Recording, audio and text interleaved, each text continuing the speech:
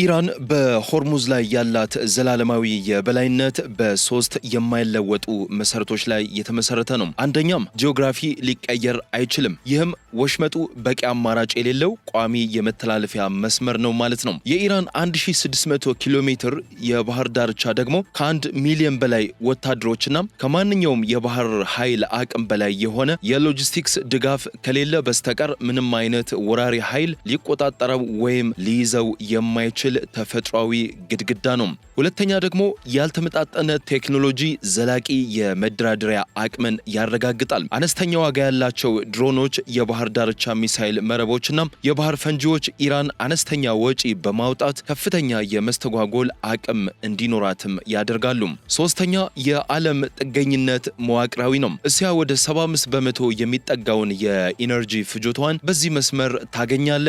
እናም በአጭር ጊዜ ውስጥ ሊተካ የሚችል ሌላ አማራጭ የለም ማለት ነው። ታዲያ እነዚህ ሶስት ቋሚዎች ማለትም ጂኦግራፊ፣ ያልተመጣጠነ አቅምና ጥገኝነት ማንኛውም ወታደራዊ ጫና ወይም ዲፕሎማሲያዊ ማስገደድ ሊያፈርሰው የማይችል ዘላቂ የመደራደሪያ ማዕዘን ይፈጥራሉ። ከዚህ ባሻገር ማንኛውም ኃይል ይህንን የበላይነት ሊያናጋው የማይችለው ለምንድን ነው የሚለውን ጥያቄ ምላሹ በዚህ የትንታኔ ፕሮግራማችን ታገኙታላችሁ። አብራችሁን ቆዩም።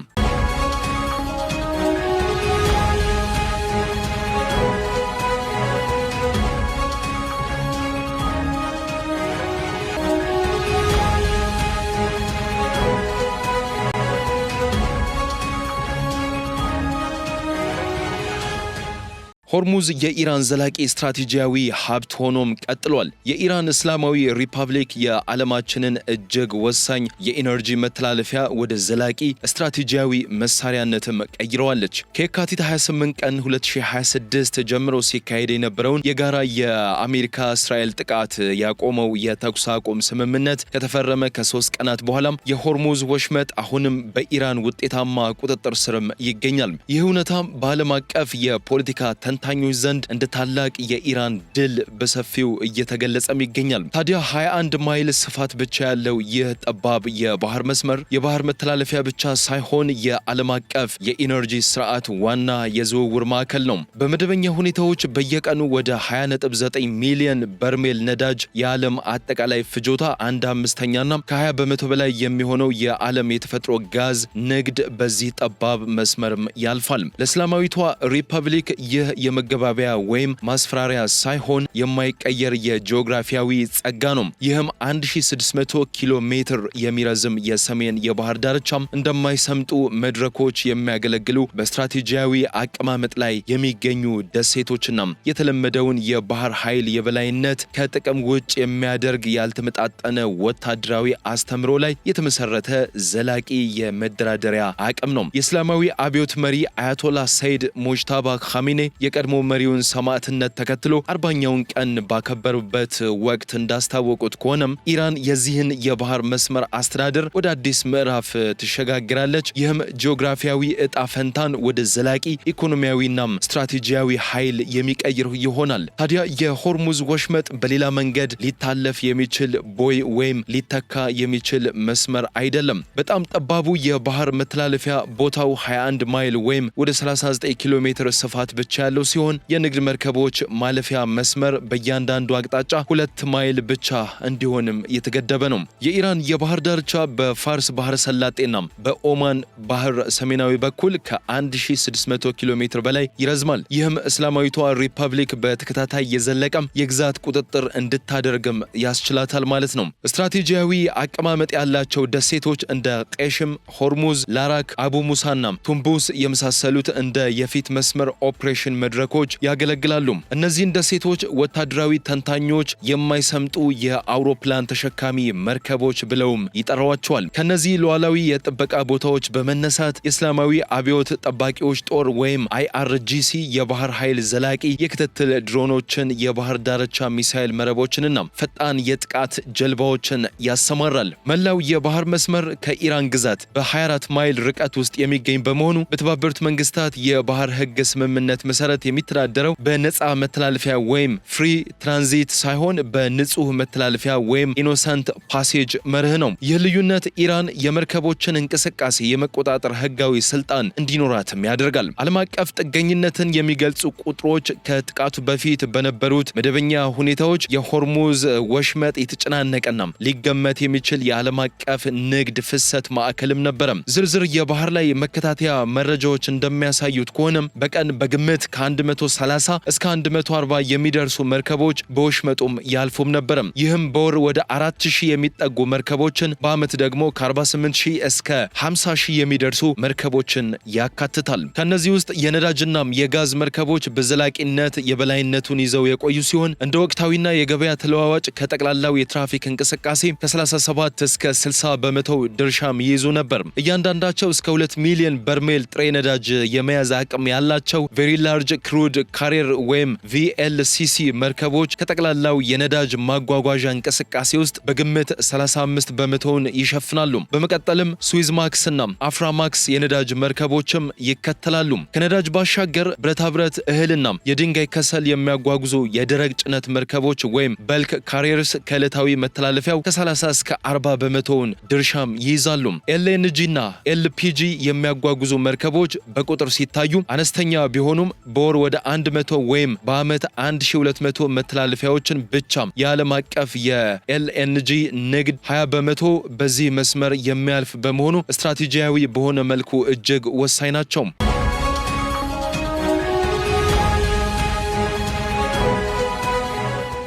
ወሽመጡ በቀን በግምት 20.9 ሚሊዮን በርሜል ነዳጅ ያስተላልፋል። ይህም በዓለም ዙሪያ ከሚባለው ነዳጅ 20 በመቶውንና በባህር በኩል ከሚካሄደው የዓለም አቀፍ የነዳጅ ንግድ ከ25 እስከ 27 በመቶውን ያህል ነው። በኢኮኖሚያዊ ስሌት ሲታይ በወሽመጡ የሚያልፈው የነዳጅ ዋጋ በቀን ከ1 ቢሊዮን ዶላር ይበልጣል። እነዚህ አሃዞች ረቂቅ ሐሳቦች አይደሉም። እነዚህ የኢራን ስትራቴጂያዊ የመደራደሪያ አቅም የተመሰረተባቸው መዋቅራዊ መሰረቶች ናቸው።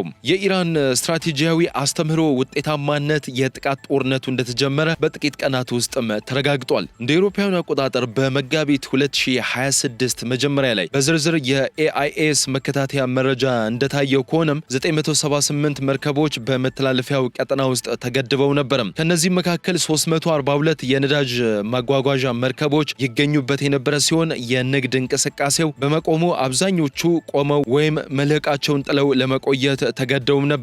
ከዚህ ቀደም በቀን 130 መርከቦች ያልፉበት የነበረው መስመር ወደ ዜሮም ተጠግቷል። የባህር ላይ የክትትል መረጃ እንደማያረጋግጠውም ከሆነም እስከ መጋቢት 19 ድረስ 1290 የውጭ ሀገር ሰንደቅ ዓላማ ያላቸው የጭነትና የነዳጅ መርከቦች ከፋርስ ባህረ ሰላጤ መውጣት አቅቷቸው እዛው ተቀርቅረውም ነበርም። የዚህ የቆሙ መርከቦች ስብስብ የሆርሙዝ እውነተኛ ኢኮኖሚያዊ ክብደት ማሳይቷል። የደረቅ ጭነት መርከቦች 415 በመሆን ትልቁን ድርሻ ሲይዙ በመቀጠልም 341 አጠቃላይ የጭነት መርከቦችም ይከተላሉ። ከሁሉም በላይ ደግሞ 283 የጥሬ ነዳጅ ማጓጓዣና 226 የነዳጅ ውጤቶች ማጓጓዣ መርከቦች ተጠልፈውም ነበረም። ይህም የዓለም አቀፍ የኢነርጂ ማጓጓዣ አቅም ትልቅ ድርሻ ነው። የጋዝ ማጓጓዣ መርከቦችም ከፍተኛ ተጽዕኖ ደርሶባቸው ነበረም። ዓለም የጋዝ አቅርቦት እጥረት በገጠማት ወቅት 51 የኤልኤንጂ መርከቦች በፋርስ ባህረ ሰላጤ ውስጥ ቆመውም ቀርተዋል። በሰዓቱን የጠበቀ ወይም ጀስት ኢን ታይም የሎጂስቲክስ መርህ የሚንቀሳቀሰው የኮንቴይነር መርከብ ዘርፍም ከፍተኛ ጉዳትም ደርሶበታል። 119 የኮንቴይነር መርከቦች ከነዚህ መካከል 17 እጅግ ግዙፍ የሆኑ ማለትም ከ100,000 ቶን በላይ የመጫን አቅም ያላቸው እንቅስቃሴያቸው ተገድቶም ነበረም። እነዚህ መርከቦች በግምት 10 ቢሊዮን ዶላር የሚያወጣ ከ270,000 በላይ የኮንቴይነር ዕቃዎችንም ይዘው ነበር።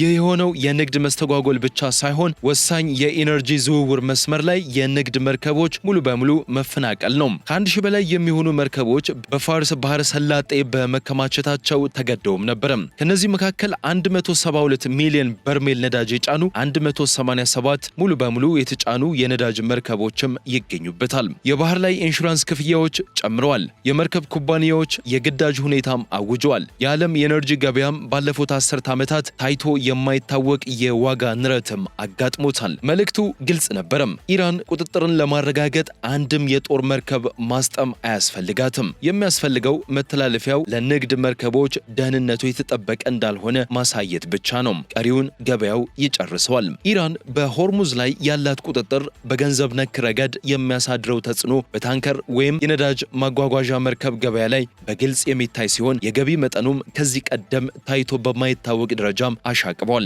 እንደ ኢንዱስትሪው መረጃ ከሆነ በመጋቢት 2026 የነዳጅ ማጓጓዣ መርከቦች አማካይ ዕለታዊ ገቢ $133,735 ደርሷል። ይህ አሃዝ በ2025 ከነበረው አማካይ ገቢ በ4 እጥፍ የሚበልጥና እስካሁን ከተመዘገበው ሁሉ ከፍተኛው ነው። እያንዳንዳቸው እስከ 2 ሚሊዮን በርሜል ነዳጅ የመጫን አቅም ያላቸው በጣም ትላልቅ መርከቦች በመጋቢት ወር መገባደጃ ላይ በቀን ወደ $200,000 ገቢ እያገኙም ነበር።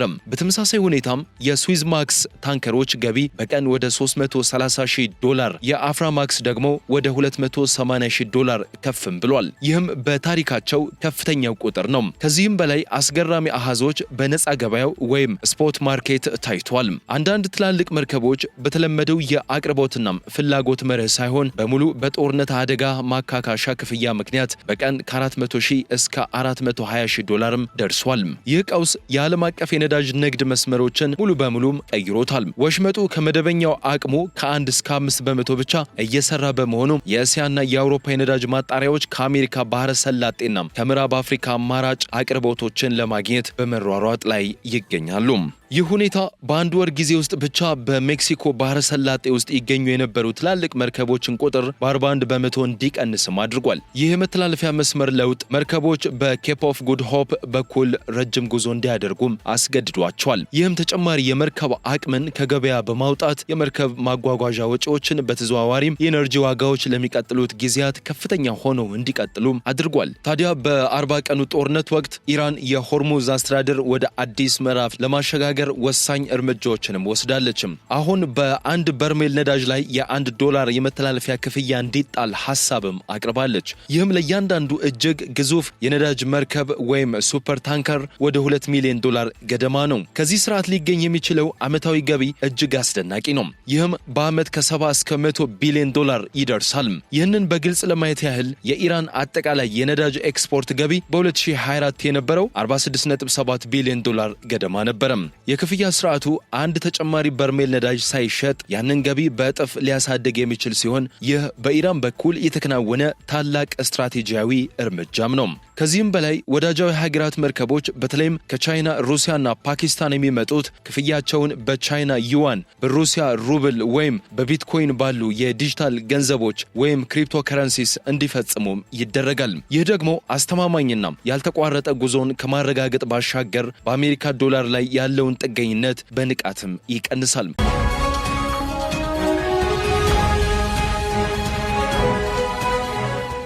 ይህ ፖሊሲ ወሽመጡን ከነበረበት የመተላለፊያ መስመር ወደ ንቁ የኢኮኖሚ ሀብትነትም ይለውጧል። ይህም ግብጽ ከስዊዝ ቦይ በወር የምታገኘውን ወደ $8 ቢሊዮን የሚጠጋ ገቢ የሚስተካከል ነው። በቅርቡ በተካሄደው ጦርነት የኢራን ወታደራዊና የቴክኖሎጂ ስኬቶች ተከላካዩን ወገን ከጠላት በተሻለ ሁኔታ የሚያስቀድም ብልህ የኢኮኖሚ አመክንዮም አሳይቷል። ሻሄድ 136 የተባለው አጥፊ ድሮን ለማምረት የሚያስወጣው ወጪ ወደ $20,000 ገደማ ነው። የአሜሪካው SM-6 መቃወሚያ ሚሳኤል ግን በአንዴ $4 ሚሊዮን ያህል ያስወጣል። ኢራን ለአንድ የአሜሪካ መቃወሚያ ሚሳኤል ዋጋ 200 ድሮኖችን ማስወንጨፍም ትችላለች ማለት ነው። እውነተኛ ቃል ኪዳን ወይም ትሩ ፕሮሚስ ኦፕሬሽን 1፣ 2 እና 3 በተባሉ ስልታዊ ጥቃቶች ወቅት ኢራን የተራቀቁትን የኤጂስ መከላከያ ስርዓቶች ማሸነፍ የቻለችው በላቀ ቴክኖሎጂ ሳይሆን በብዛት ነው። በሚመጡት ድሮኖች ውስጥ 95% ቢመታም ቀሪው 5% በቢሊዮን $1 የሚገመት የጦር መርከብን ወይም ወሳኝ የነዳጅ ታንከርን ማውደምም ይችላል። ይህ የወጪና የውጤታማነት ጥምርታ ወይም ኮስት ኤክስቼንጅ ሬሽዮ በሆርሙዝ ጠባብ የባህር ክልል ውስጥ የሚደረግ ማንኛውም የባህር ኃይል ግጭት ለተቃዋሚው ወገን ኢኮኖሚያዊ ቀውስ የሚያመጣ መሆኑን ያረጋግጣል። እነዚህ ድሮኖች ከኢራን ግዛት በማንኛውም ቦታ ሊወነጨፉ የሚችሉ በመሆናቸው የጠላት የባህር ኃይል የበላይነትን ጥቃትን ወይም የባህር ዳርቻ ወረራን ከጥቅም ውጭ ያደርጉታል። በተጨማሪም በ10 ሺዎች የሚቆጠረው አጭር ርቀት ተወንጫፊ ድሮኖችና ሚሳይሎች ዝግጁ ሆነው ይገኛሉ። የማዕድን ወይም የማዕድን ፈንጂ አማራጭ ዝቅተኛ ወጪና ከፍተኛ ተጽዕኖ ያለው መከላከያ ከድሮኖችና ሚሳይሎች ባሻገር ኢራን ወሽመጡ ለዘለቄታው ለአደጋ የሚያጋልጥ ሌላ አቅም አላት።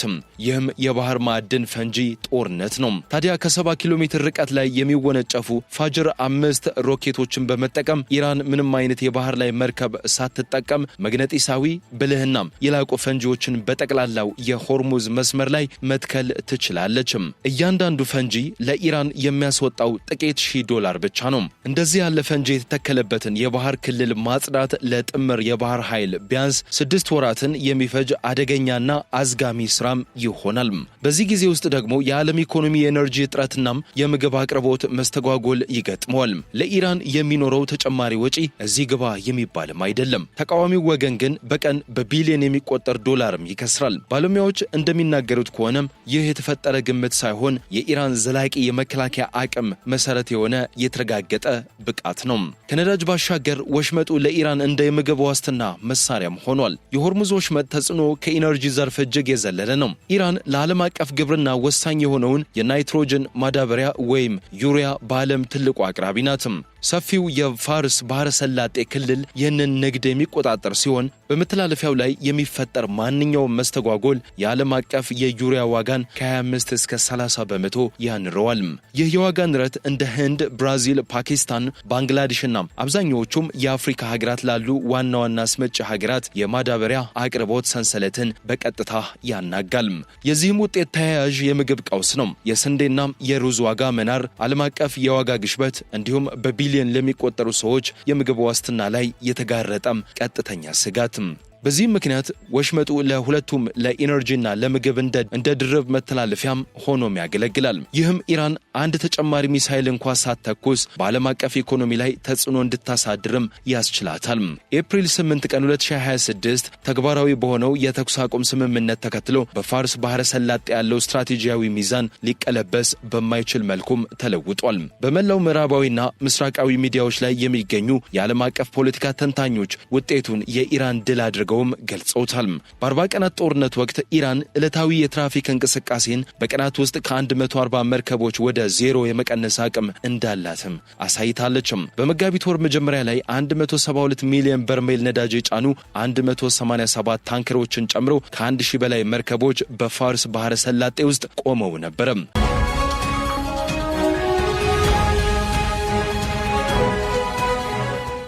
የዓለም አቀፍ የባህር ላይ ኢንሹራንስ ክፍያዎችንም በጣም ጨምረዋል። የመርከብ ኩባንያዎችም የግዳጅ ሁኔታ በማወጅ መርከቦችን ወደ ጦር ቀጠናው ለመላክ ፈቃደኛ አልሆኑም።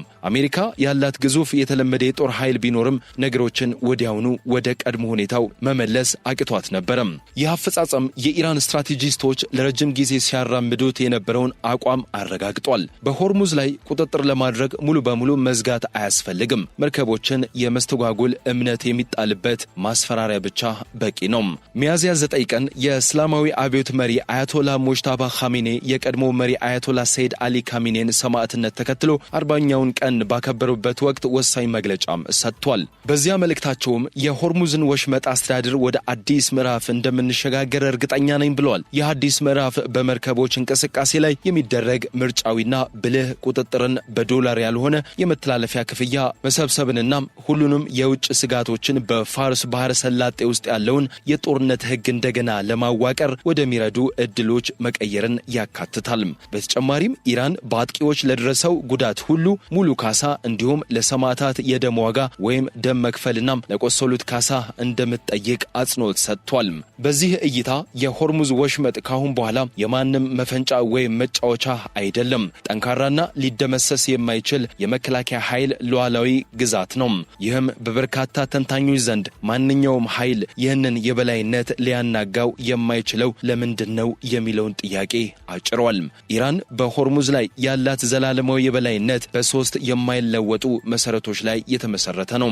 አንደኛም ወሽመጡ በቂ አማራጭ የሌለው ቋሚ የመተላለፊያ መስመር ነው። የኢራን 1600 ኪሎ ሜትር የባህር ዳርቻ ደግሞ ከ1 ሚሊዮን በላይ ወታደሮችና ከማንኛውም የባህር ኃይል አቅም በላይ የሆነ የሎጂስቲክስ ድጋፍ ከሌለ በስተቀር ምንም አይነት ወራሪ ኃይል ሊቆጣጠረው ወይም ሊይዘው የማይችል ተፈጥሯዊ ግድግዳ ነው። ሁለተኛው ደግሞ ያልተመጣጠነ ቴክኖሎጂ ዘላቂ መደራደሪያ አቅምን ያረጋግጣል።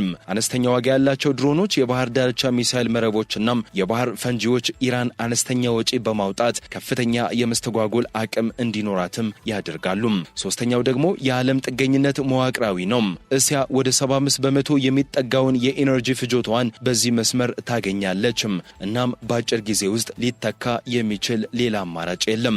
በሌላ በኩል ኢራን ከሆርሙዝ ወሽመጥ 3 ነገሮችን ትፈልጋለች: ገቢ፣ ደህንነትና ስትራቴጂያዊ የመደራደሪያ አቅም። በኢኮኖሚ ደረጃ ስትራቴጂያዊውን የፋርስ ባህረ ሰላጤ መተላለፊያ ወደ መግቢያ ክፍያ ጣቢያ በመቀየር በዓመት ከ70 እስከ 100 ቢሊዮን ዶላር ገቢ ለማግኘት እየሰራች ነው። በወታደራዊ ረገድ ጠባብ ጂኦግራፊዋንና ርካሽ እንዲሁም በብዛት የሚመረቱ ድሮኖችን በመጠቀም የጠላት ወገን ሊኖረው የሚችለውን ማንኛውም የቴክኖሎጂ ብልጫ ከጥቅም ውጭ ታደርጋለች።